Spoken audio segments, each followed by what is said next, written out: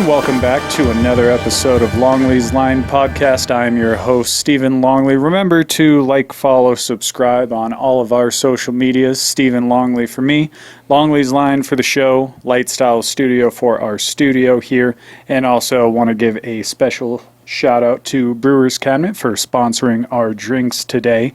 They are delicious. Check them out if you're in the Reno area. And as you guys know, we bring people of all different clienteles in the entertainment industry. That was mushy, but whatever.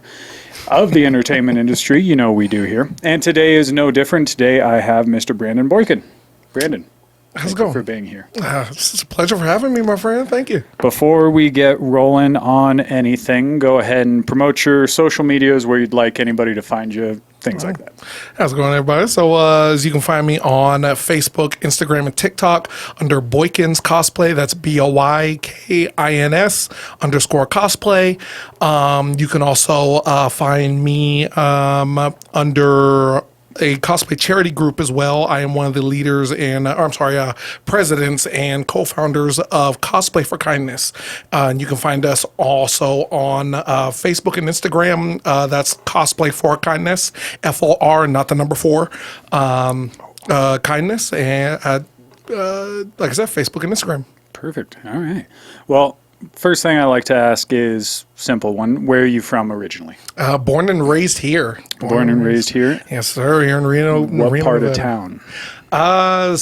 Mostly Reno, like towards more towards like a Renown. So like in the where the apartments are built now, towards Renown, but used to be that little housing district. My mom and I, we stayed there for most of my life until we moved and kind of were just all over north of just Reno. Bounced all over the place. There you go. Yeah, been there too. Spanish Springs, South Reno, Yep. Sun Valley-ish area, Lemon Valley, just all over the place. Of course.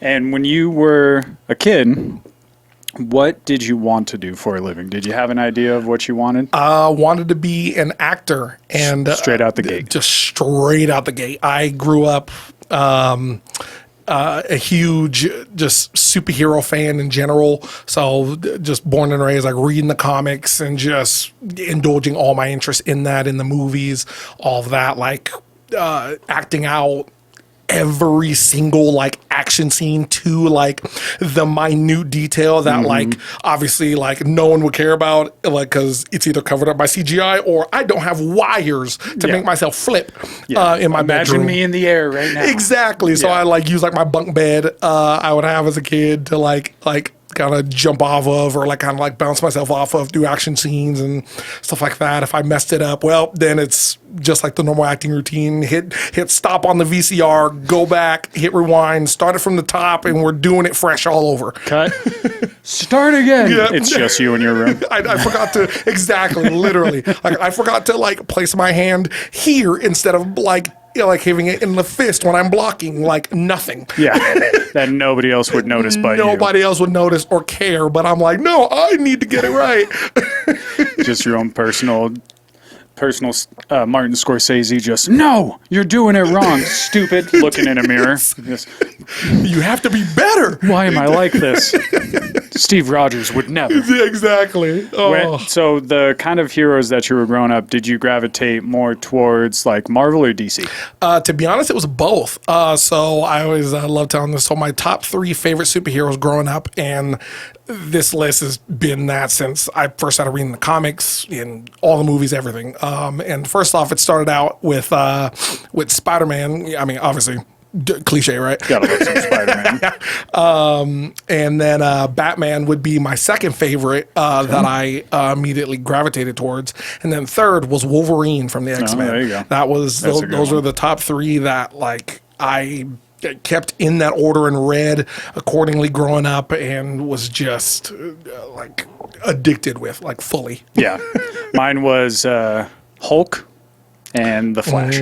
Yeah, Hulk was growing up for the longest. He was, I want to say, maybe in like my top 5, maybe top 4. He was kind of interchanging with like Godzilla or like the Power Rangers or whoever I was like kind of fanning over. Whoever's the strongest at that time. There you go. Yeah. That's always how I looked at it. I was like, the Hulk's my favorite. My wife will ask me, she's like, why the Hulk? I'm like, look at him. Yeah, It's the Hulk, dude. He's the best. Need I say more? She's course. like, kind of, yeah, I need more explanation. He's green. You don't get it. It's fine. Right. It's fine. Oh, jeez. I tell a lot of people that when it came to Spider-Man, for me, it was in, I want to say, elementary school. I remember, and our teacher was taking us to one of the local libraries next to our school. And I remember her, just at the time having a lot of us like getting interested in reading books and just like obviously developing our brains. Yeah. And, of course, a lot of the other kids, would choose like the smart route of, choosing, this book or, I was gonna say of Mice and Men, but just really, like I said, intelligent books that everybody was a fan of. For me, I had nothing. And so I just walked in one of the random corners of the room and grabbed a book of, I believe it was Spider-Man versus Venom versus Carnage. It was that comic run. And I just saw like Spider-Man, all three of them just fighting on the cover. And there was something that just clicked in my head that I'm like, I don't know who this like red dude is covered in these webs fighting these like goo alien things, whatever they are. Like I'm about it. Like I need to study where they're from, what they're about, all of it. And here for it. I'm here for all of it. And it just dissolved from there. And it became like every other kid that dressed up as that for Halloween, brought one of my suits to, oh my gosh, to elementary school one time, to like recess. I wasn't supposed to, but I was like feeling like that guy of like secretly being like, I wore this under my clothes. My mom doesn't even know. Yeah. None of my classmates know. But are they in for a surprise when teacher tells us time for recess? Like, it's about to be a great day. When I see Kyle push Sheila down, it's over. You just go running. It was it. I had like the generic I think a generic like polo shirt as well, kind of over. I was really playing it up like you have no idea what's under here, bud. But as soon as a button comes undone, it's over. Guys, be ready. Hope you have your will written out. Exactly. Let's go. Yeah.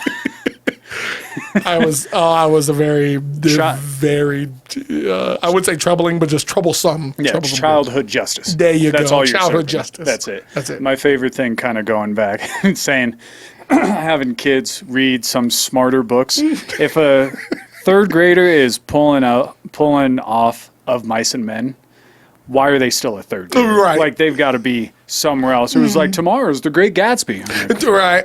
I was thinking of that with certain books of like, especially a little bit later when some kids would be like, oh, I got like The Giver and like other books like that, everybody read in middle school or even in high school. And I was like, oh, this is going to suck, bro. There ain't no pictures. There ain't none with a superhero involved. Oh, it's about to be a long, 2 months of us just reading over 4 chapters and having to explain so why do you think, that Gatsby, was around in the city at that time? Why do you think, he drove his car to accidentally hit what's his name's wife? And you're like, bro, I don't care, dog. When's he gonna go flying through the sky? When's he gonna fly through the sky? When's Green Goblin gonna show up, dog? When's a building gonna blow up and be like, oh, don't worry, I'll go save the day now? When's all that coming up? Yeah. Yes, I'm over this. So you're just like, no. Make it action packed. Oh, or I'm not reading it. Oh, very. I was, man, that was very, very much the case. And so as you're going through high school, did you continue to just have a love for the comics and everything? Oh, very much so. For the longest, I did start out with the comics for I want to say a good amount of years growing up until I want to say a lot more superhero films started coming out a hell of a lot more in I want to say 2010, maybe the 2008. Yeah. And at that point, that's when I stopped reading a lot of the comics at that point, and then started indulging in just the movies and kind of gaining some of my knowledge there and some of the inspo. But thankfully enough, with a lot of the comics I was reading, I was still able to help my mom or even some of my friends understand the difference of why or what's going to happen in this movie or why, you know, this character is pulling from this. Cause, you know, at the time I'd be like, oh, I remember reading that issue. That was like my 14th comic I randomly read at the library. And like, it's going to involve this character and that. That's going to be crazy in the future. This is what's going to happen. This is exactly. Hopefully. Yeah. Exactly. Did you also play like any sports or do anything like that in high school as well? Yeah. So actually, sports didn't come into my life until after acting, actually, and started in high school. Or I'm sorry, 7th grade. So after going through so many acting auditions and modeling auditions, I was not good at acting like at all to start out. And of course that definitely helped because I see a lot of like old videos and stuff as how I was during certain plays and auditions and stuff. And I felt like I was that guy. Like, I'm like, oh, Denzel is just right around the corner from giving me a call to play his son in a movie. Yeah. Like, no. And then you look back at the tape like, Oh, yeah. I was like, oh, this other like kid who's younger than me is acting circles around me, and I'm like, oh, she's just my little understudy. We're learning together. She wishes. Exactly. She wishes she could be my age, acting the way I am. Then you look back to it and you're just like, I really hope Denzel doesn't see this. Oh, I was Please, terrible. God, no. So my mom had said after one of my auditions, if I don't get a call back after this, then I would join my school's basketball team. Okay. And so that's when, obviously, fast forward to that, I joined, and that's where I realized in my life, my uncle was jumping forward and being a bit more present in my life as more of a father figure in my life. Okay. Growing up, because at the time, like he would come over occasionally just to hang out and check on us, see how we're doing. But a lot of the time I was like, he's just this super tall, you know, black dude who's just kind of visiting our home who says he's my uncle. Yeah. I don't really know him really that well. So after that, he really like taught me a lot of the fundamentals of playing basketball and of sports, of, you know, being a huge fan of the Lakers at the time where he was teaching me that and teaching me on like the history of the Lakers and how the NBA started and everything beyond that. Like with Magic Johnson and all of of that it, Magic, and for me at the time, like that's where I caught it, like right when it was like right after the three-peat, I want to say, of Kobe and Shaq, and so I was just kind of in that prime point of learning who Kobe was, and a little bit of like LeBron and a lot of these other like just Hall of Fame players that like I didn't think I'd ever like get to understand. Yeah. But yeah, so I was doing that. Did join the football team my freshman year of high school, and from there just come forward to college football at Feather River in Quincy, California. For anybody who knows anything about that. A lot of the guys from my high school, that's where they went to. A lot of them went to Feather River over there. And I'm thankful that I did go to that college at the time instead of immediately to UNR, because a lot of my head wasn't fully focused on schooling at the time. It was just the generic thing of like college, you know, parties and just like that's all gonna be awesome. Sure, like football and, you know, a lot of like that stuff too can like kind of come from the future, but like, you know, the parties and just college life, everything that like TV has just showed us, it's gonna be awesome when I like jump into this. And that first semester taught me, oh no, this is serious. Like I gotta show up to this class and, you know, and show up to astrology and really pay attention to all this. Like I can't just skim through it like I did high school. So a lot of it was just playing sports for a bit until pretty much I'd say fast forward to now, where I learned, because I can say sports wasn't really the gateway or place like I thought I wanted to go. I was more thinking of it now where at the time with my size and with my height at the time and everything. Like a lot of it was leaning towards sports, but like a lot of my passion and stuff still wasn't really there as much as I really thought or wanted it to be. Yeah, your heart wasn't in it. Not at all, or not as much as I really wanted it. And fast forward to now, I was able to get that love and passion for acting back, which I'll explain a little later because I know I'm like rambling and talking your ear off. That's what the point of the show is. So That's true. You're good. That's true. I don't care at all. I will interject with things like Of course. I do have two questions. Ask away. One, what position did you play in football? Defense. I'll just say D line because I played D end most of my high school. Most of my high school career, I like interchanged between offensive tackle and D end. Sometimes nose tackle and still left or right tackle. I played running back for my sophomore year when I had moved from Reed High School to Hug and finished up over there in 2012. Year the world ended, baby. That's right. We all know. Exactly. Because I was also a defensive end in high school as well. No kidding. So mine was the opposite, where I was too small.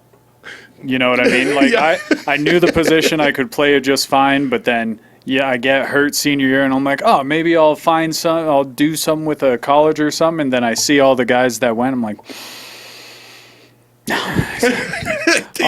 I'll just watch the Niners and pretend.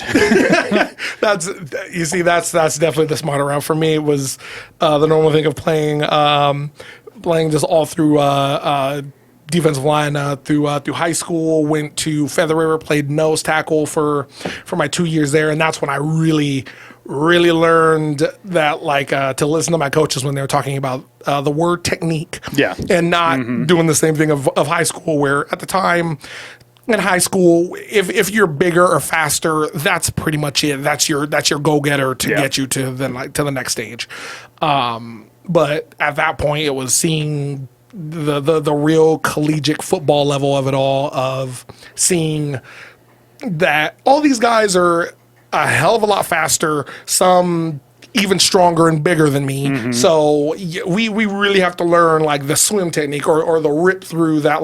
I was somewhat practicing, but whatever at the time. I'm like, screw this ain't working. Bull rush to the QB. Yeah, bull rush. It'll work. Fine. Yeah, because everybody, when you get to a higher level, everybody is big and fast. There you go. Now you've got to practice the technique, and you see everything coming in, and you're like, right, I guess I should learn this a little bit better now. A hell of a lot more. Maybe add a little more hand fighting in there, see what happens. A little bit. Let's see how far it goes. And then the other question for it. So you said that you were going out for auditions early on. Yes. What made, because you already said you wanted to be an actor when you were a kid. Did you have kind of a light bulb in your head that said, I want to be in movies now? Or did it kind of how did you get into going for that? So for me, it was just watching the films and just being such a huge fan of just really everything that just kind of came with just the movie making process of being an actor and studying the roles and all that stuff. I was such a huge fan of all that. And so I had told my mom, and there was a acting agency when we looked around and found at the time John Robert Powers, which I believe some of the people from that school left to, I believe, teach now over at First Take. And a lot of that was just taking his inspo and learning the methods there from just acting and a lot of the classes that came from that. And I was also getting my growth spurt at the time, so I was also studying as a model as well. Right. But I want to say a lot of the downfall as well of just not being that good of an actor was my audition taking, because since I was so young, because of my size and because of my height, I was able to study I was more probably particular to auditioning for an older role. So actually for a teenage role, maybe the 14 to 15 type of auditions that I should have been taking. And at the time I was only 10 or 11. And so I was just auditioning for that. But since and that was usually the a lot of the things from a lot of those auditions was great kid but too tall for age, or too big for age, and that was something I didn't ever understand or grasp really in my head at the time. Because they're trying to tell you to play a grown-up role without you being a grown-up. Like, how are you supposed to know? Exactly. And of course, as a kid, like I didn't understand. I'm like, well, I'm an adult, but like I'm a kid. Whatever. I guess I'll just keep. No sense. I guess I'll just keep being a kid. I guess, and we'll just see. Hopefully if that ever goes anywhere. Yeah, you're like, well, thanks for coming in. We'll see you later. Pretty much, that was a lot of the auditions. Was that trying different methods of doing little like comedy bits from shows that I like, from kid shows, stuff that I watch, from like Jimmy Neutron or SpongeBob or something, and seeing like maybe like this will like get me in the door, maybe this will get like the agent to like me, and just everything just beyond. I was trying everything in the world to try and just get through the door. Yeah, you wanted them to see you. There just you go. Look at me. Come on. Yes. Let me get this all it role. was. And he was like, do you know what the role is? Maybe. Which one was it? That's all it was. You were Exactly. again? Because I had that same situation when I was, I think, about the same age. I was like 10, 11, something like that. Yeah. And I heard something on the radio where it was like, come in and audition for this agency. So me and my sister went. And I remember the audition so well because there was a point where I was working on it. And I'm looking in a mirror as I'm doing it. And as I'm saying my lines, I'm figuring it out. And I'm like, yum. And I'm looking at the mirror while it happened. So we go in, do the audition. And as I'm talking to the person right here, there's a mirror right behind. And I go, and then we do that. Yum. And I'm looking at myself in the mirror. And they're like, okay, thanks. And I got a call back. I don't think my sister did. And I was like, oh, this is going to be amazing. Mom's like, we can't do that. Like, no, okay, whatever. And then that little did she know, it snowballed into something else. So then you go through Feather River, kind of decide sports isn't where your heart is at the moment. What do you think about doing next?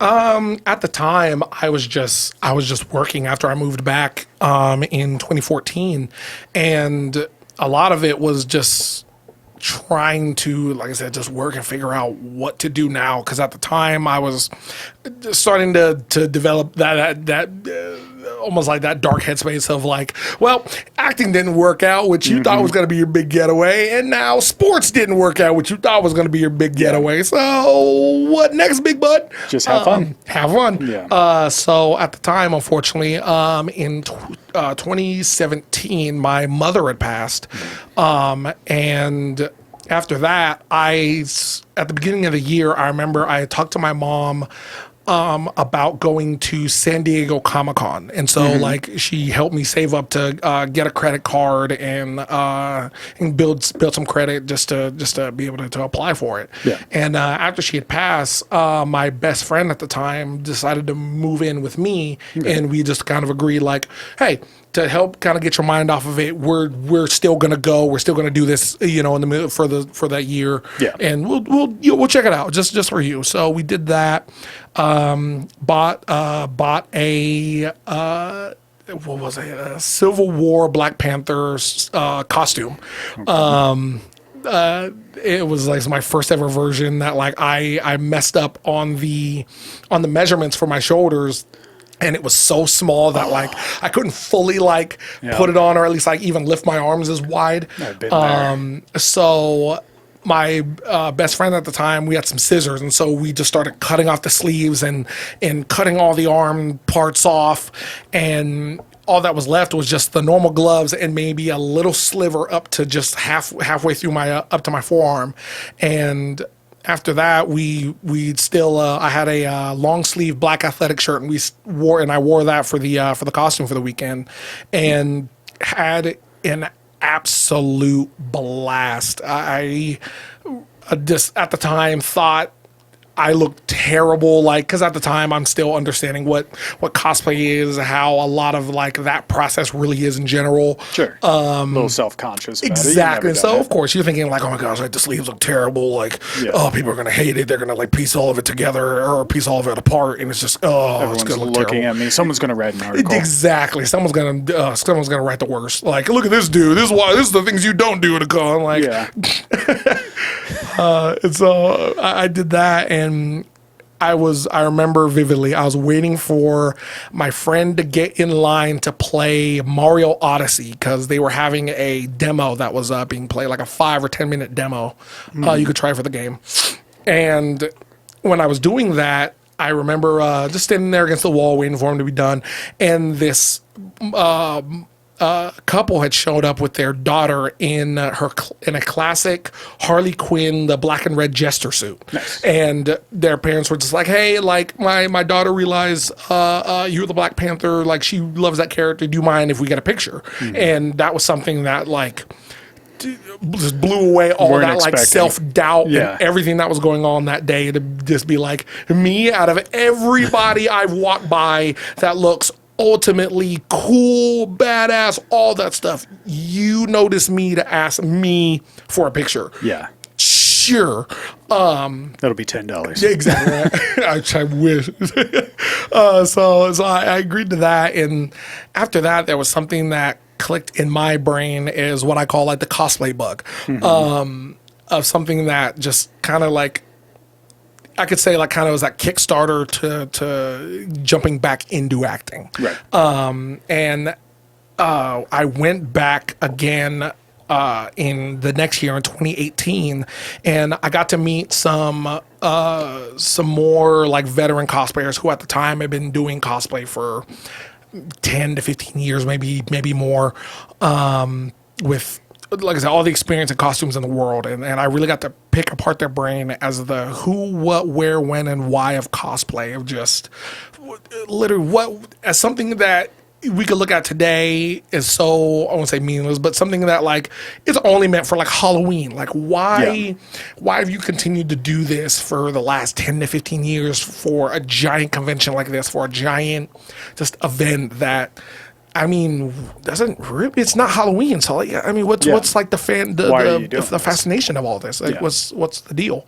And a lot of it that he brought up to me was everything that like I personally connected with, of just like of the connection of all of us being in this giant venue of just nerds and fandom, where outside of this place, outside of our costumes, outside of anything that we're a fan of, we're just the typical shut-in of just that no one really notices us. And of course, for me, like I said, growing up as a Spider-Man fan, I was like, he's right, because it's like being like Peter Parker, where like, you know, outside of saving the world and being quippy and being this all-around beloved superhero, like he's this shut-in nerd at home and at school that everyone picks on and looks at as weak, and is just some dork that like no one likes or no one talks to or no one ever sees outside of school. And all that in general was just stuff that I personally connected with, and decided in 2019 I would, at the start of the year, I would fully dive into this bottomless vortex or bottomless pool, whatever you want to call it, known as cosplay. Yeah. It makes me think, to go back to kind of the Spider-Man part. Have you ever seen Honest Trailers? Yes. Where they talked about the Amazing Spider-Man. It was like, look at this athletic, handsome, charming, well-footed, great speaker, nerd. Yeah. It's like, Yeah. all right. Where it's like Tobey Maguire was the best Peter Parker. Yep. Andrew Garfield, great Spider-Man. Tom Holland, he's a good mix of the two. Of course. Right in the middle. Of course. So you decide, because one thing that I've always wondered about when it comes to cosplay, because I've brought it out there for questions on things for like photo shoots. Of course.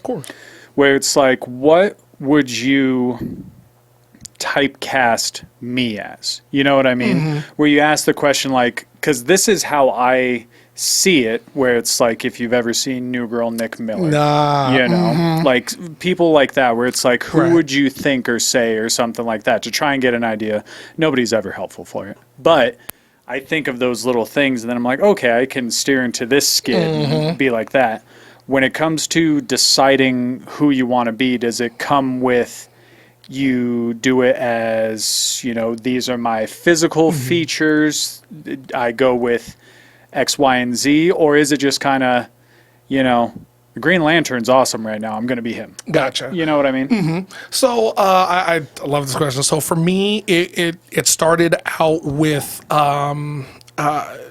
just being a fan of the characters and trying on the suits that way and going about it there.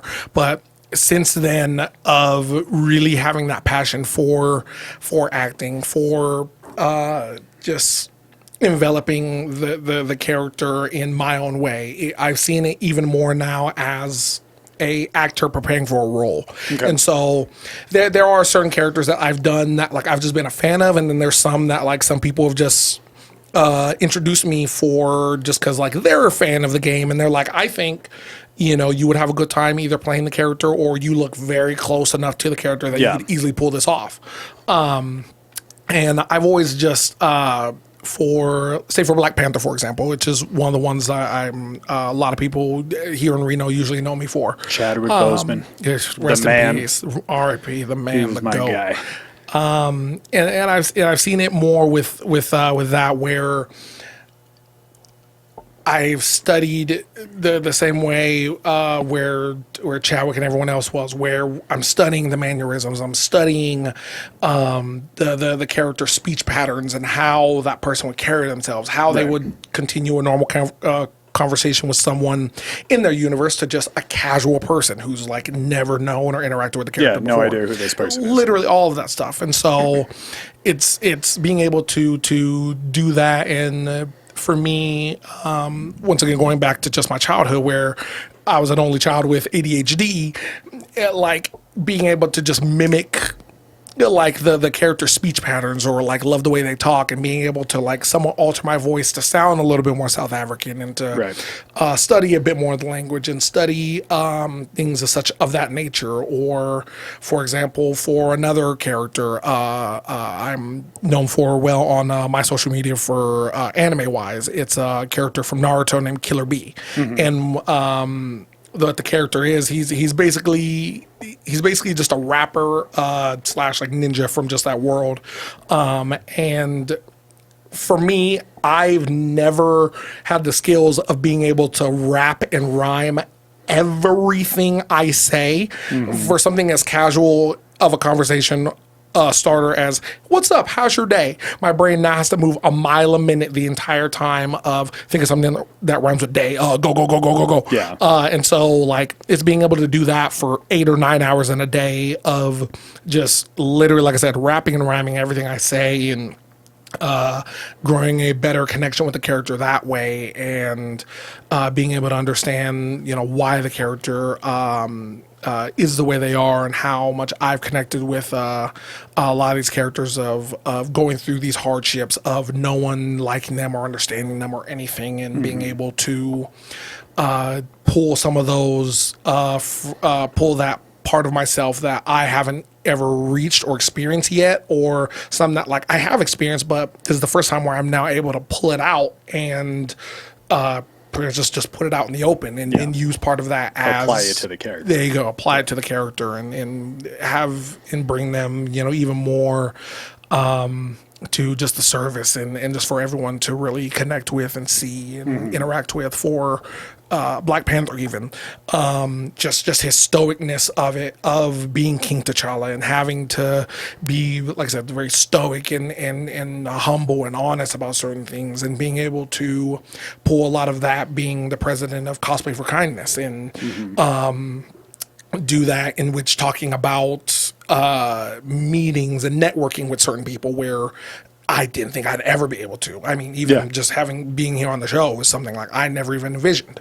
So it's just things in general that like I'm able to pull from my cosplay life, even into my own personal life, has helped me even more to connect better with just the characters and even just better with myself on how to grow as a person and as a leader and just everything around every one of those aspects that I pull from each one of those characters. Yeah, and it takes you out of your comfort zone in a sense. Oh, very, very much so. Like, if I were to tell, there's my younger self of is saying basically like yeah, so on like the weekends when you don't have anything going on, you'll visit some kids in the hospital or just all over northern Nevada in general, just visiting kids as Black Panther and enlightening their day and being able to interact with them like someone would at like Disneyland or something. And so like hearing that and people was taking a look or taking a step back and looking at myself in a mirror or looking at videos I've posted on social media or something and that someone I've seen me interact with someone just helps like a lot of it in general of like realizing like, okay, I really have realized like how far I have come with just cosplay in general and just with my life of being an actor and just laughing that like, oh, it's all come full circle in a way. Maybe this was supposed to happen of me trying out to be an actor, not being that good because I didn't have, that or not that lane, but those emotions to pull from when it came to sadness or anger or depression, any of it. Like I didn't have any of those skills.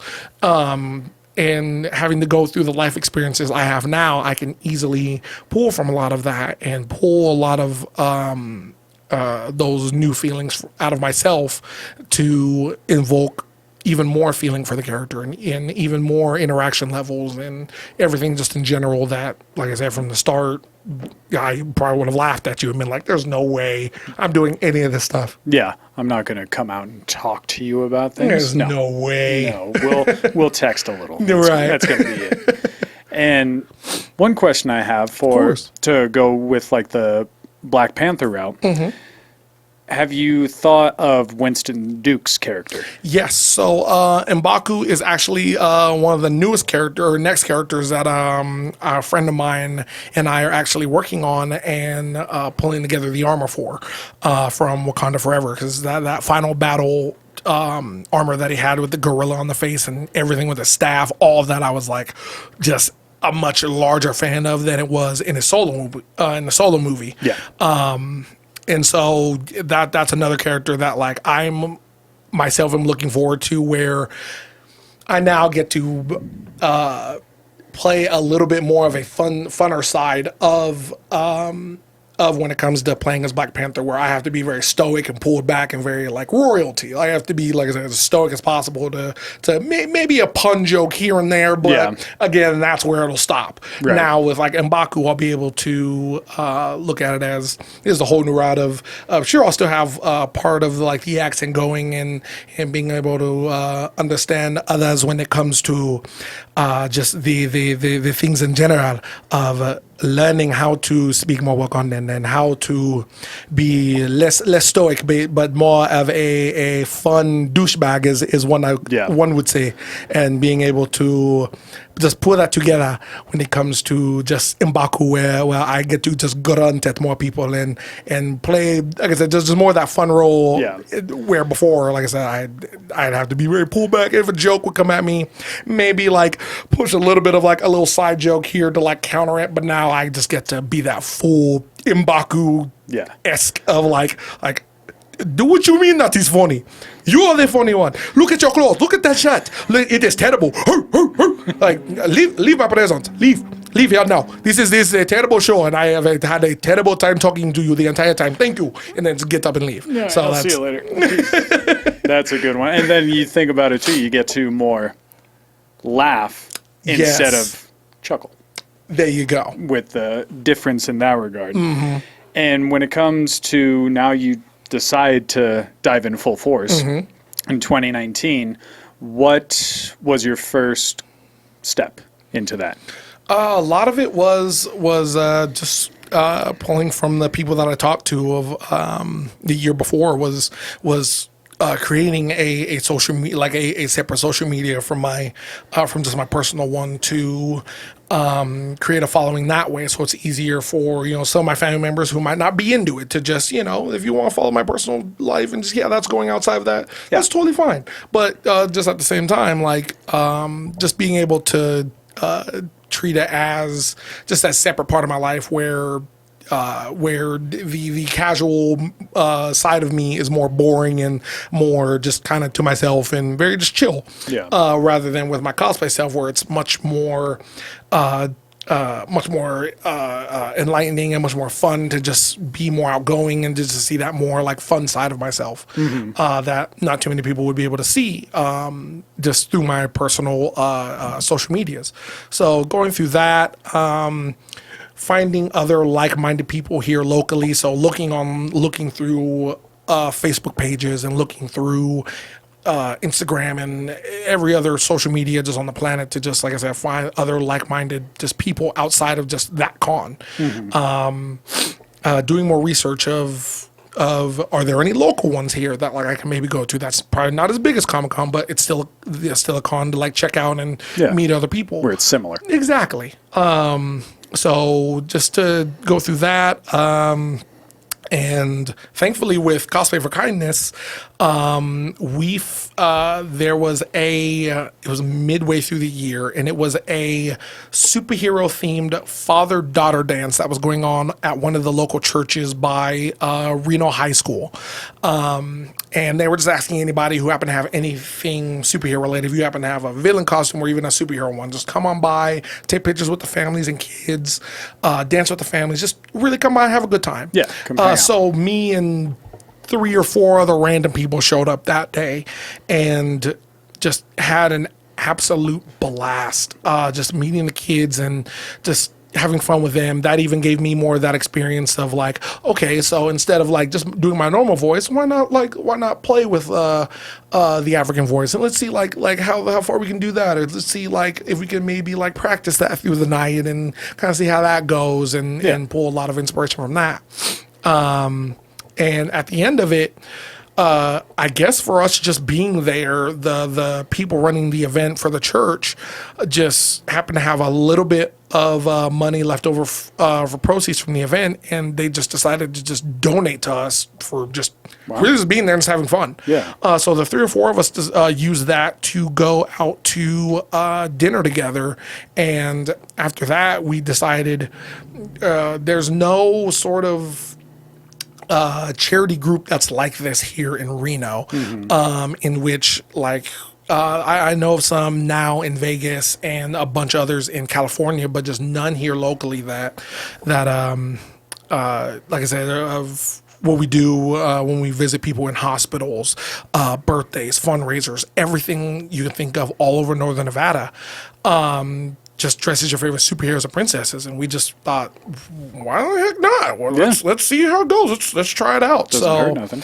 Exactly. So we tried that, and since 2019, we've grown to where we are now of about 20 members, I want to say, all from different experiences. Some who were like me and started in 2019, some who started younger, some who've been doing it for about 15 years, if not longer, with tons of sewing experiences for some who have barely any crafting skills and knowledge at all. Yeah. So we're all like learning from each other individually and being able to pull new sides of ourselves and new characters and new experiences, new everything in general that like a lot of us never thought we'd be able to find a family or even just a group like this that, not many of us thought would even be out here. Yeah.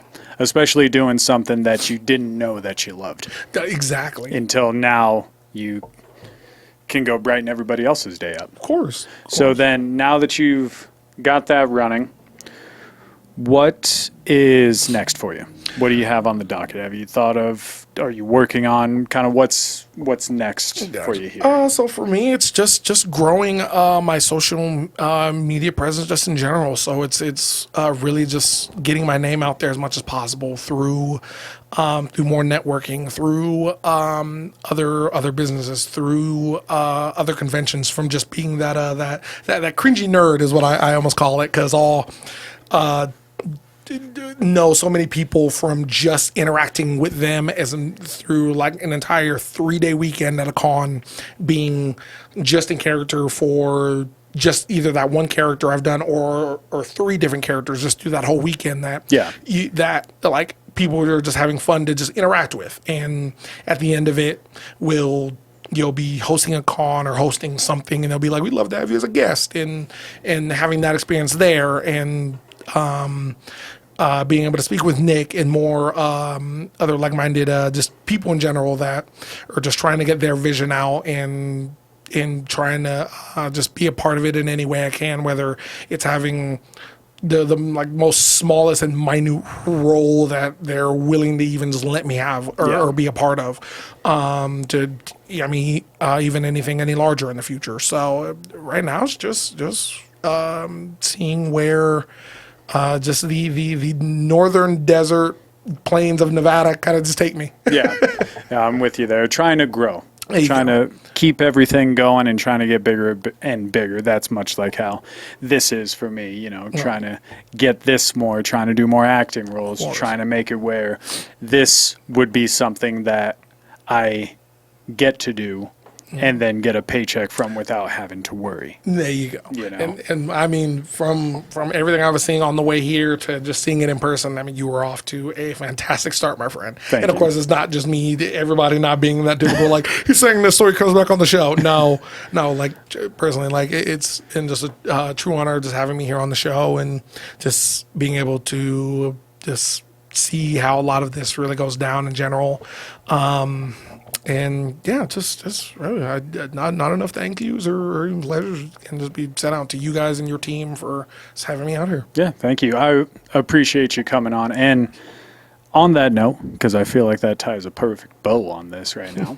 So on that note, before we do get you out of here, go ahead and promote the social medias one more time, where everybody can find you, what you got going on, things like that for everybody to see and listen to. So once again, you guys can find me on Facebook, Instagram, and TikTok, all under Boykins Cosplay. That's BOYKINS_cosplay. I'm posting a bunch of different cosplay things in general. New cosplays are on the way, new collabs. If you guys are ever interested in doing any sorts of collabs in general, like whether it's through just TikToks or photo shoots, anything in general, then definitely just be sure to hit me up. Or even if you guys are interested in joining the team for Cosplay for Kindness and you're just as nerdy and would like to donate, or again, like I said, be a member of the team or anything in general, then you guys can find us as Cosplay for Kindness, Cosplay COSPLAY FOR Kindness on Facebook and Instagram. And you can go to our bio, fill out our little Google Doc that we have on there to let you know and inform you of our next events we have coming up very soon or later in the year, and just pretty much bring the best sides of yourself. Perfect. I think that works out beautifully. Well, Brandon, once again, thank you for being here. Thank you guys for listening. You guys know what to do. Like, follow, subscribe, everything Brandon just told you about. All of it. For here, Stephen Longley, Longley's Line, Lightstyle Studio. Go ahead and also get on down to Brewer's Cabinet. If you get a chance, try one of their amazing beers. And we'll talk to you guys next week. Bye. Cool.